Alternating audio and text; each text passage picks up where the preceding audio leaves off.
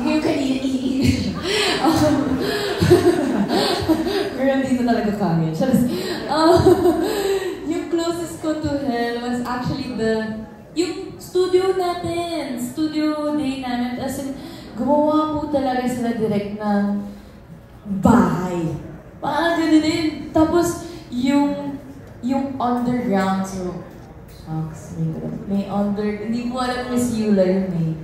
Pero, meron kaming set na talagang, alam niyo yung, ginawa talaga nila pati yung wall, yung dumi, tapos pag nakita mo actually si Lilith, ay yung monster natin. Pag nakita mo talaga siya, parang ayaw mo siya tignan, like, huwag ka na lumapit. Hindi, nasa trailer, Miss Yula. Nasa trailer siya. In fair, ang ganda talaga ng prosthetics. Buhay-buhay. Miss Yula, Raisa, and Mon. Doesn't have to be sa movie? No. In real life. Ito meron akong backlog dito. Nagmamotor ako 3 years ago. And mula 6 a.m. hanggang 3 to 4 p.m. Yung time na yun, umulan, umaraw, so feeling ko, wow, habang nagmumotor ako, thank you God for everything, ganyan-ganyan. Tapos sabi ni God, wait, there's more. Sabi niya, sobrang pagod na ako, traffic, June 12 ito eh. Sa may Cavite, pauwi na kami, 3 na lang kaming natitira, and sobrang pagod na ako, na-feel ko na yung bigat ng big bike ko. Gusto ko na lang siyang isemplang yung bike, kasi hindi ko na kaya, kasi medyo pataas siya eh. Kaso, sobrang traffic nga yun, katabi ko truck. Sinemplang ko siya, kaso kasama ako. Tapos biglang nag-go. Eto, nung pagbaksak ko, eto, nakaganyan. Nagulungan to ng... Nagulungan yung braso ko. Pero walang fracture. Thank God na walang fracture. Pero yung helmet ko may skid mark ng gulong ng truck. Tumayo ako, tapos hindi ko tinanggal yung helmet ko kasi ayokong makita ng mga tao. Kasi alam mo yun, di ba parang aksidente na nga. Buti uminto yung truck. Sinabi ng mga tao na mayroong kang nagulungan. Tumabi lang ako sa gilid, sa sidewalk. And then nag-iisip ako, kasalanan ko to, o ayaw mo na ba? Dala ka na ba? Tapos kinakausap ko yung sarili ko, sinasagot din ako ng sarili ko. Medyo matigas ulo ko eh. Sinagot ko din sa sarili ko, hindi. Kasi pag pagod ka na, tumigil ka, hindi yung dire-diretso. Hindi pa ako dala. Pero fault ko yun. Pag pagod, tigil na.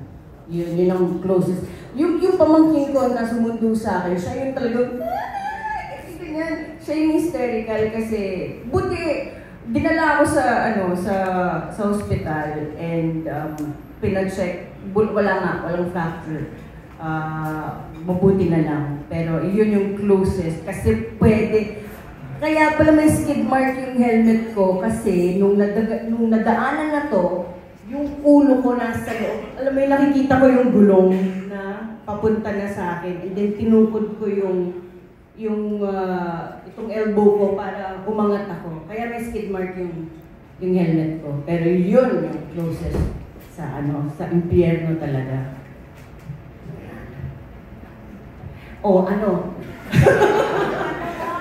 Nakapatan mo yun, dali! Wala. Hindi ako masyado wala akong masyadong experience na negative. Salamat naman sa Diyos at hindi pa ako nalalapit sa impyerno. Ngayon, same din po kay Kuya Mon. Positive din po si Olta, so... Sorry.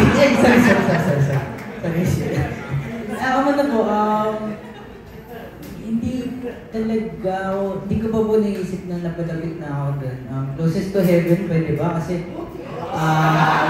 Kasi, hindi kasi, na-accident kasi ako before. Nalunod kasi ako before, so, ayun lang, sinare ko lang na parang kapag malapit ka na palang,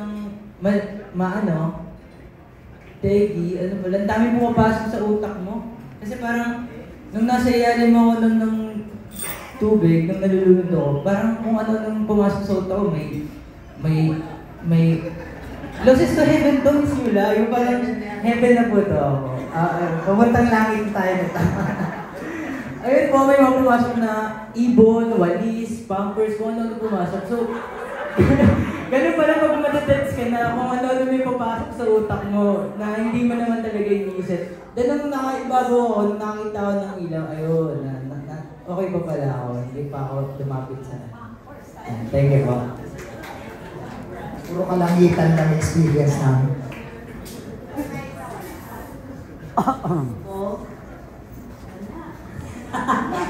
Hindi naman. Ano po, open naman ako dito. Pero dati po kasi yung during po ng depression to siguro, yun po yun.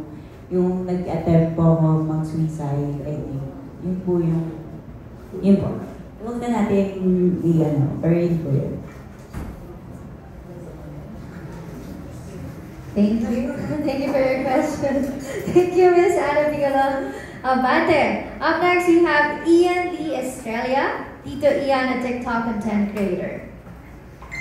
Hey po, congratulations po sa film. Start muna ako siguro kay Direk. Madaming horror films na kayong nilabas. Mapano horror din.